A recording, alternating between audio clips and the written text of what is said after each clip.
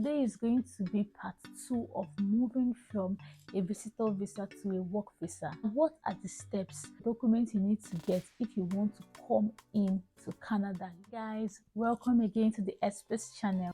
Remember in the last video, I said we are going to bring the requirements so that you can check and see if you meet this requirement standard or not. So today we are going to be talking about this, and if you are interested, stay to the end. Remember, my name is still Stella and this is the Express channel. Now let's get started. One of the requirements we need for a visitor visa to come to Canada, and not just to come to Canada, to go to any country, is number one, your international passport. And I know if you are in this community by now, you already have your international passport or hand waiting. Because when I'm like international passport, they'll be like, here she goes again. Yeah, you need your international passport. So if you're meeting our channel for the first time, it's time to join our community of getting your international passport, because that is our Bible. So number two requirement is that you're in good health and that you are not like having a very bad ailment. I mean, no shade to people that are sick, but if you are coming down for tourism, like you are telling them they are coming down to visit their country, they want to be sure that they are not carrying any burden, or whereby one person will fall so sick that they do not have to rely on the government to take care of them. I don't think any country wants to take much more financial burden than they will have to. So probably that's why they want you to do a very good health check, so that they can be sure that you are in good health. Next document you will need to get is you need to get a police report. They will have to look at a police report to ensure that you have no criminal record or any criminal background. So you get a police report, because this is another document you need to get. Number 4 document you need to have is a family document. Now, for you that say you want to travel with your family, me, I'm not encouraging anybody to travel with their family. If you're just going for, if you want to switch from your visitor visa to a work visa, I just feel like you travel first alone. When you travel alone, then you can view the environment and see, is this conducive or should I go back? But if it's conducive, you apply for the work. Like we said in our previous video, once you have applied for the work, you switch onto a work visa, and then you'll be more settled, bringing your family in a calmer way.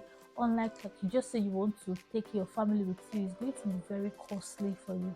But if you are that financially strong and you want to move down to Canada with your family using the visitor visa route, fine, go ahead with it. So you need to bring documents to show that you guys are really related.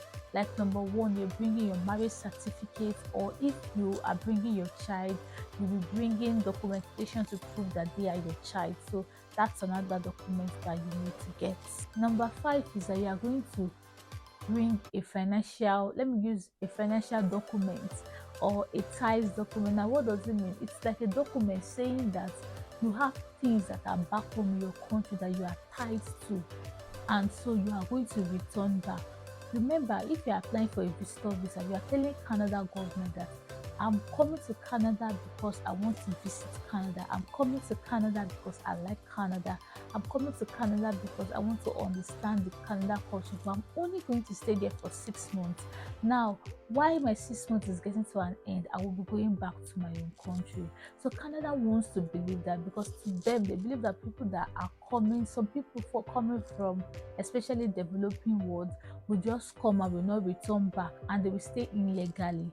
But remember, you can switch your visitor visa to a work visa. That is legal. But for now, you are going there with an intention to visit. So they want to be sure that you have things that are going to take you back home. Things like work, things like your family, things like business, things like investment.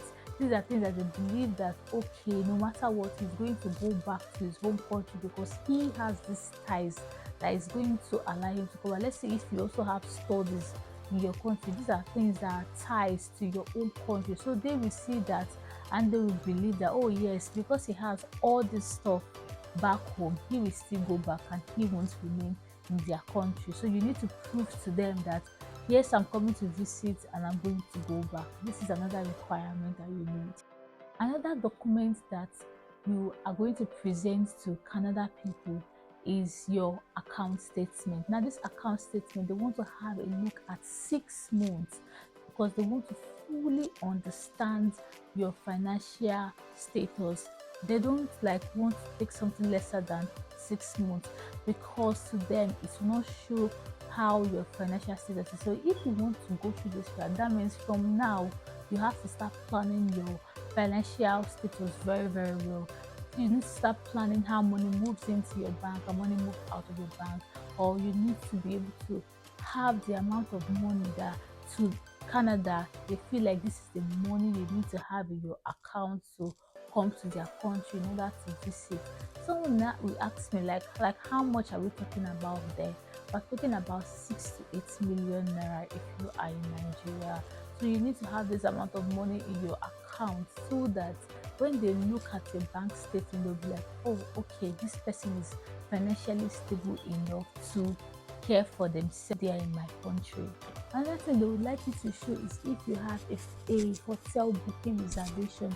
So some hotels will give you an itinerary or a quote for you to present, and then it will tell them that okay, this is the place I'm going to stay. Oh, please approve because I already have a place I'm going to stay. But if you have a family, which is actually preferable because for you to stay in hotel for that long is very, very costly. It's not that cheap. I recently browsed the amount of hotels in Canada, and I think the cheapest I saw is like £60. I think that was in Nova Scotia. Sorry, I said £60. I did with pounds, so I'm sorry. It's like 60 Canadian dollars. Now, if you have 60 Canadian dollars and you pay for that per night, imagine having to pay for that for 6 good months or 5 good months. You know that it's quite costly, but if you have the money, fine, that's good for you. But then, if you have a family member or you have a family friend, this will save you a lot of cost. So, what you need to do is to just ask them to write a letter stating that they will be the one that you are staying with during this period and they are happy to take care of you, they are happy for you to stay with them, and that's all. And they can prove that they know you and you're of a good behavior and all that. So they only need to write that on a paper. It's called the letter of invite. So it will be stated like, I'm inviting you to come to my house, to come to my country. So that's what that letter is for. That's the document you need to get if you want to come in to Canada using the visitor visa route. Now, what are the steps? So number one step is that you go to the Canada website. Once you've gone to the Canadian government website, you are going to click on visas and immigration. By the time you have searched for visas and immigration, the next thing you will need to search for is Visit Canada. By the time you search for Visit Canada, then you will start from there. But remember, you need to have gotten all your documents and be prepared before you start this process. You cannot just say, oh, okay, let me just go Jacobinson. No, Canada is a country that you need to take your time to get prepared for. So by the time you are prepared for it, you get registered on the Canadian government website. So by the time you're on the government website and you have clicked on Visit Canada, they will ask you, what is the purpose? Why do you want to visit Canada? You tell them that there are so many reasons there, so you have to click on if you are just coming to visit the country, or if you are coming to visit a family friend and all that, or if you are coming for tourism. Now, once you have clicked that you are coming for tourism, the next thing you'll be taken to a page, to other pages whereby you fill some other necessary details, and then you will create an account with the IRCC. By the time you have created an account with them, you are going to log in and upload all the documents that they have stated on their website that you need to have. After uploading all your documents, you get to the stage whereby you pay for the fee. After paying for the fee, you wait, and then when it's time, you go and apply for your biometrics in your country. During this biometric phase, remember, it's just like every other countries. You will need to do TB tests and all that police reports. I think this is where some of this part comes in. But remember, we say you should get your documents ready. So by now, you should have gotten some of all this ready, and then go for your biometrics. So once you have got for your biometrics, you give them some time to review your application and see if your application is up to standard. Now, if your application is up to standard and they have decided to grant you the visa, fine, and that is good news. All you need to do now is to prepare to travel, prepare for your flight, and then get all your bag ready and off you go to Canada. Enjoy your visit, enjoy your time. But remember, like I said, while you visit Canada, make sure you are applying for jobs. And remember, what job did I say you should apply for? LMIA jobs. It has to be an LMIA job. If the job is not an LMIA job, you probably will not be able to use this route. So guys, now that we've talked about the process of doing the application, what is the financial implication for all this? That's what we're talking about. Includes number one, your visa fee. How much is your visa fee? 185 Canadian dollars. This is including your biometrics money, so it's together makes it 185 Canadian dollars. Second one is hotel booking.